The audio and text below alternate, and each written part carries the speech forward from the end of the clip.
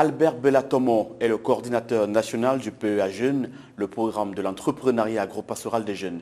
Ce programme est un instrument que l'État du Cameroun, avec l'appui technique et financier du FIDA, le Fonds international de développement agricole, a mis en place dans l'optique de donner aux jeunes, hommes et femmes, les moyens d'accroître leurs revenus et d'améliorer leur sécurité alimentaire. Cette édition de décryptage nous permettra d'avoir les données sur le PEA Jeunes créé en 2015.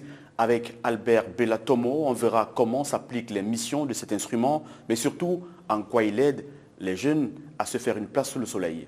Vous êtes le coordonnateur du programme de l'entrepreneuriat agropastoral des jeunes, en abrégé PEA Jeunes, programme mis en place par l'État du Cameroun en partenariat avec le FIDA, avec entre autres mission de donner aux jeunes hommes et femmes les moyens d'accroître leur mission et d'améliorer leur sécurité alimentaire. Quel bilan pouvez-vous faire de l'action de ce programme depuis sa création en 2015, il y a 7 ans aujourd'hui?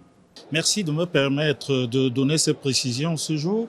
Il faut dire que le programme de promotion de l'entrepreneuriat agropastoral des jeunes, en abrégé PEA Jeunes, est un programme élaboré et mis en œuvre conjointement par le ministère de l'Agriculture et du Développement rural et le ministère de l'Élevage, des Pêches et des Industries animales avec l'appui technique et financier du Fonds international pour le développement agricole, le FIDA. C'est un programme dont l'accord de financement a été signé en 2015 et qui est appelé à s'achever en 2023.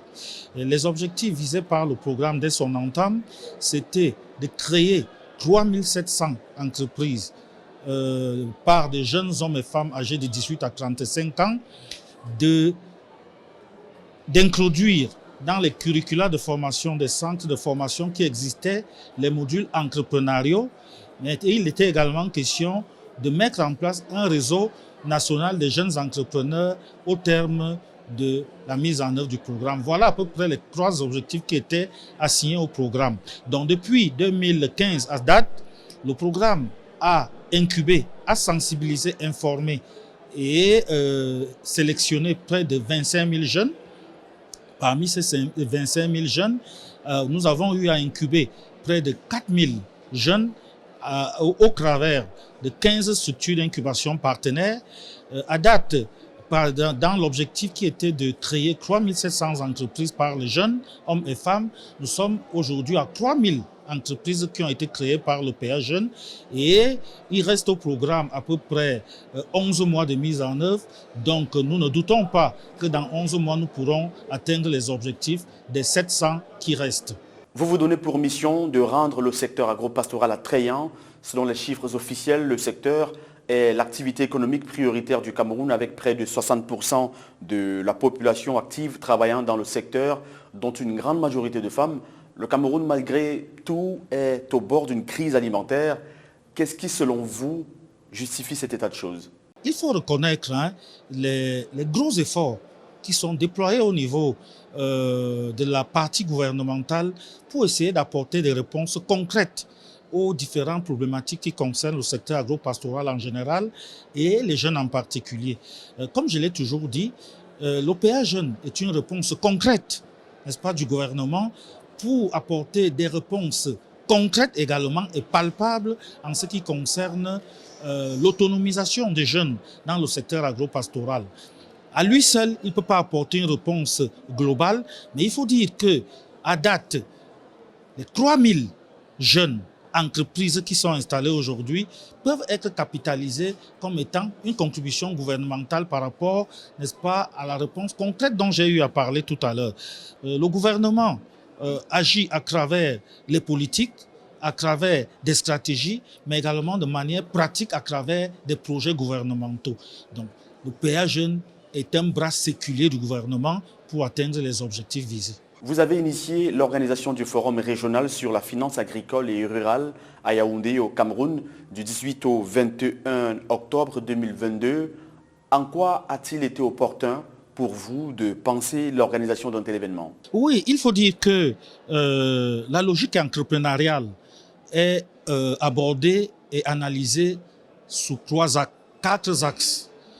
Le premier axe, c'est la stratégie de facilitation, c'est-à-dire qui consiste à choisir le bon bénéficiaire qu'on envoie en incubation. Donc, il y a toute une stratégie qui est déroulée, n'est-ce pas, pour pouvoir identifier le bon jeune, le bon produit que nous devons envoyer en incubation pour garantir, n'est-ce pas, le bon financement, la réussite du financement à la fin.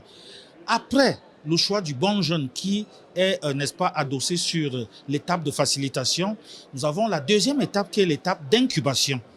L'incubation consiste à apporter aux jeunes bénéficiaires des appuis techniques, n'est-ce pas, additionnels qu'on a réalisés relativement à son diagnostic.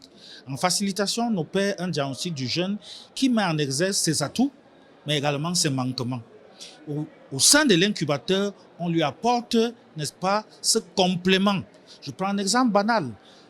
Un infirmier ou bien un technicien d'agriculture, en incubation, on ne va plus revenir sur les modules techniques. On va lui apporter uniquement les modules restants pour en faire de lui un entrepreneur. Parce que nous avons des modules techniques, mais aussi des modules entrepreneuriaux. Donc, il s'agit d'une incubation, d'un parcours individualisé et non classique. Donc, au sein de l'incubateur, on lui apporte, n'est-ce pas, ses atouts manquants, les atouts manquants, mais également on travaille sur son idée de projet pour qu'au terme, il en ressorte avec un business plan bancable. Ça, c'est la deuxième étape. La troisième étape, c'est le financement, c'est-à-dire apporter les appuis financiers coordonnés aux jeunes afin de créer son entreprise, de mettre en place son entreprise. Et enfin, la quatrième étape, c'est le business coaching. Le business coaching consiste à suivre le jeune sur un ou plusieurs cycles de production en fonction des cas et le but est de garantir la durabilité et la pérennité de son entreprise. Le PEA Jeunes a permis entre 2015 et 2021 d'incuber plus de 4000 jeunes porteurs d'initiatives économiques à travers 8 cohortes et enfin d'accorder des financements à plus de 2600 d'entre eux. Y a-t-il un suivi, évaluation de ces jeunes? Que deviennent-ils? Le PEA Jeunes a eu à mettre en place un mécanisme de financement innovant et qui donne ses preuves. Je vous ai dit tantôt que nous avons eu à financer et à mettre en place plus de 3000 entreprises aujourd'hui et le taux de mortalité est de moins de 20%. Cela garantit, en d'autres termes, que le mécanisme de financement qui a été adopté est bon et il peut être, n'est-ce pas, vulgarisé.